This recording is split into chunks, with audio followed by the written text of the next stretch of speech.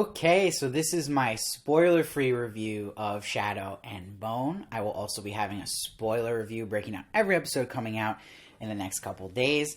But for this, obviously no spoilers, and also no spoilers from the books here. I will not be talking about the books. I have not read the books. I don't plan on reading the books. Please do not talk about the books anywhere on this comment section. So going into this show, I am usually a big fantasy fan, and I was excited because I heard good things about the books.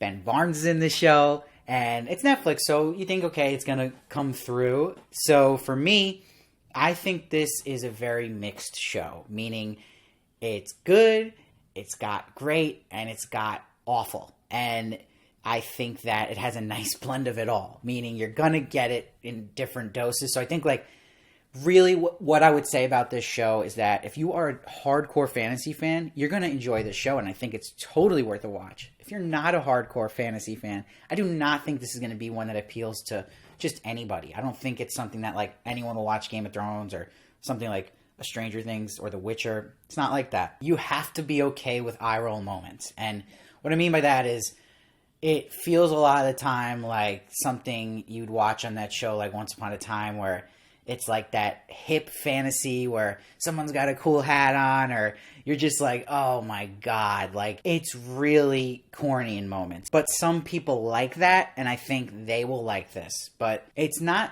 just that, though. It's not a preference thing. It's also a thing where there's so many writing issues, especially the first half of this show.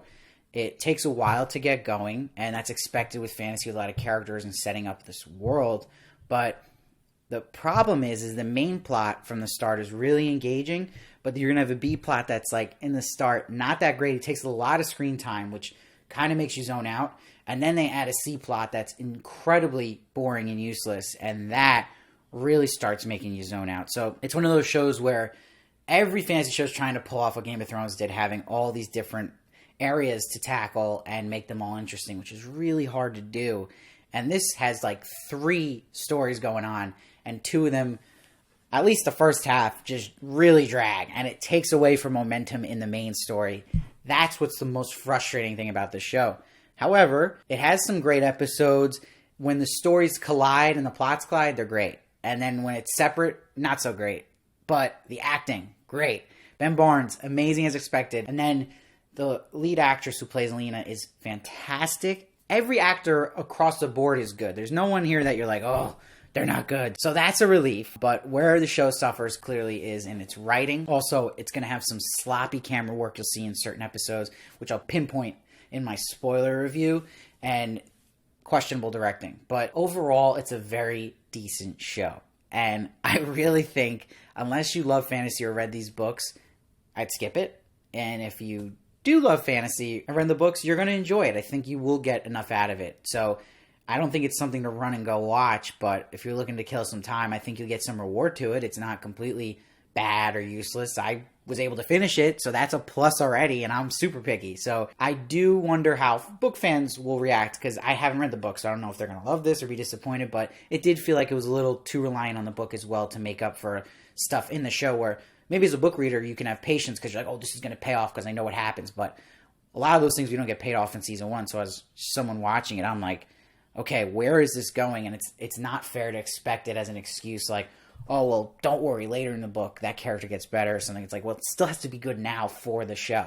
So when you're adapting books, that's a big challenge TV show writers have, and I feel like they failed a lot in those areas in this show.